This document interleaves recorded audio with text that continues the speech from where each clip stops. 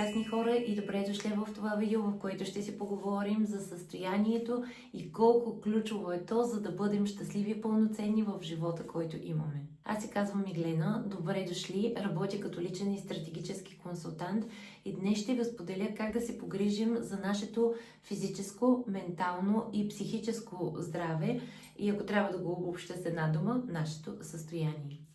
Защо много често, въпреки всичките усилия, които полагаме в нашия живот, не се чувстваме удовлетворени, не се чувстваме пълноценни, защо губим енергия, защо губим фокус. Всичко това можем да го сведем именно до начина, по който се грижим за състоянието, в което се намираме в момента. Какво обаче означава състояние? Състояние означава начина, по който аз в момента преживявам моя живот и случващото се в него.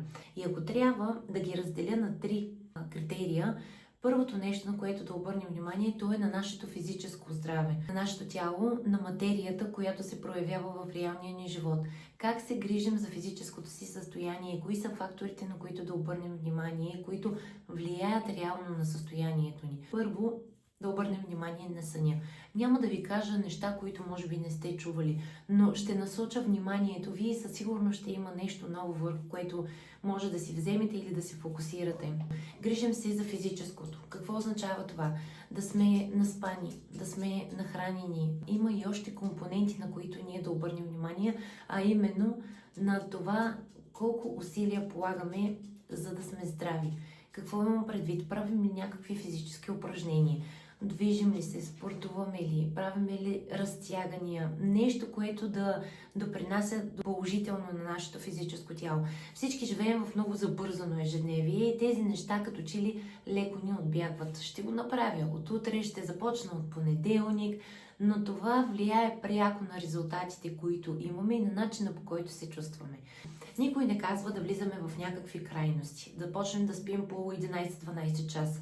Не, от 6 до 8 часа са напълно пълноценни за нас и времето от 9 до 6 е най-пълноценното, за да можем да регулираме нашето тяло. И тъй като не съм експерт по съня, няма да влизам в детайли, споделям ви моята лична опитност и това, когато си лягаме в едно определено време и ставаме в едно определено време и направим това наша рутина и наш навик, ще видите колко по-добре ще повлияе това на вашето ежедневие.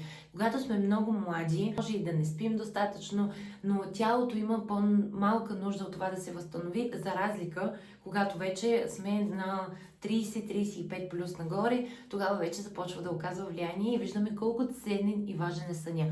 Нека да не звуча нещо погрешно. Това, че сме на 20 и спим по-малко, не казвам, че е здравословно.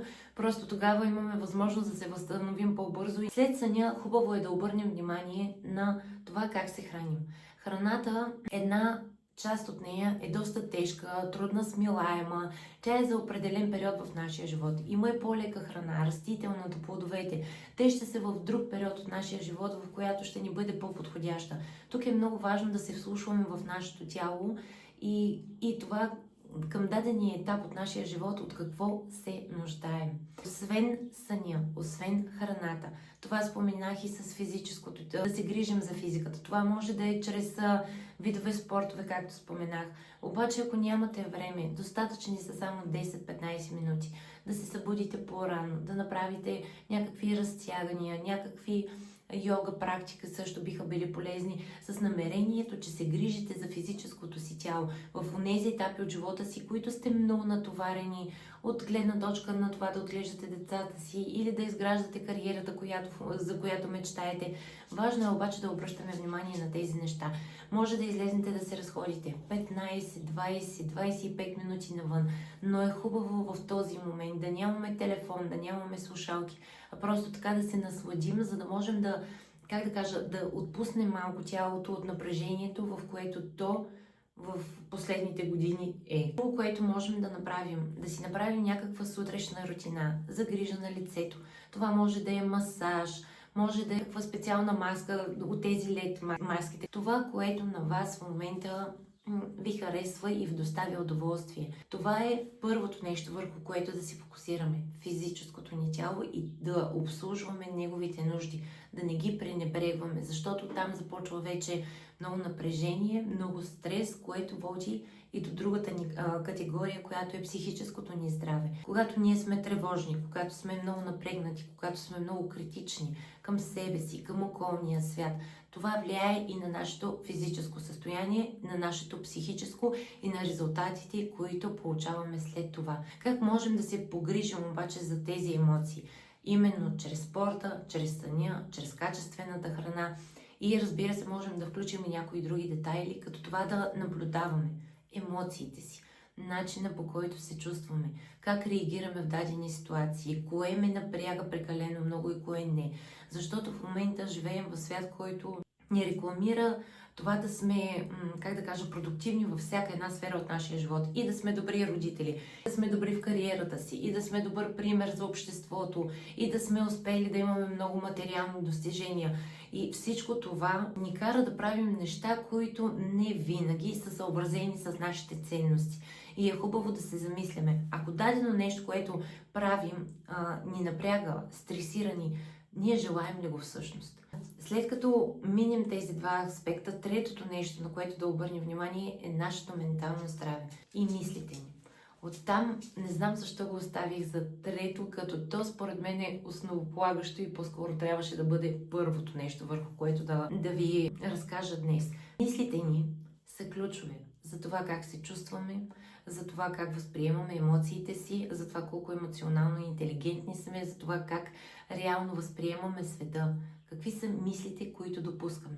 Много е важно да наблюдаваме мислите, които имаме. Аз лично правя това чрез воденето на дневник, защото всеки от нас има между 60 до 80 хиляди мисли на ден спрямо учените и техните твърдения.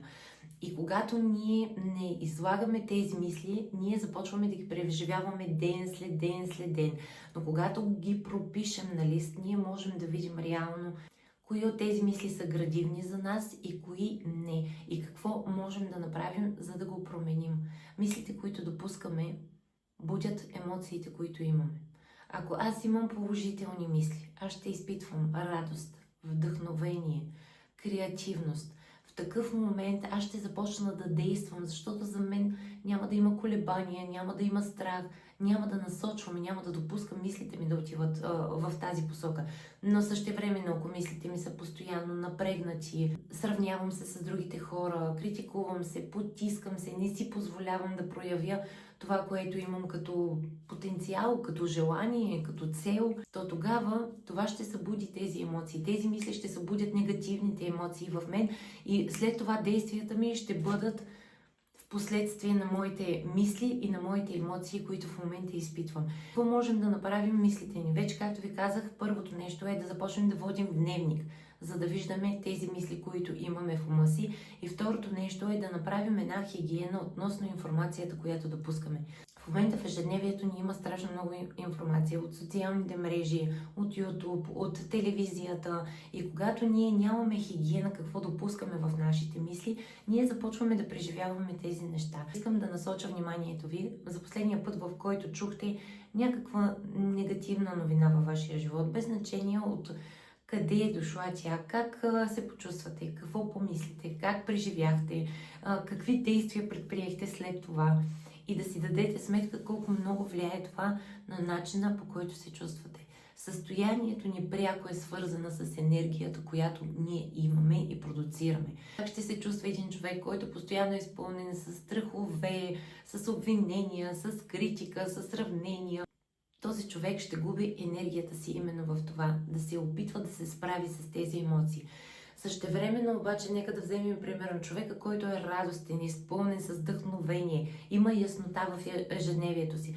Този човек ще има много повече енергия и тя ще продължава да се засилва, за да може той да свърши онова, което истински го вдъхновява и мотивира. Когато започнем да се грижим за състоянието ни, имаме склонност така да искаме всичко и много да случим, но това ще е работещо за някакъв определен период. Моите съвети към вас в случая, ако мога да си позволя да дам такива, е да започнете малко по малко.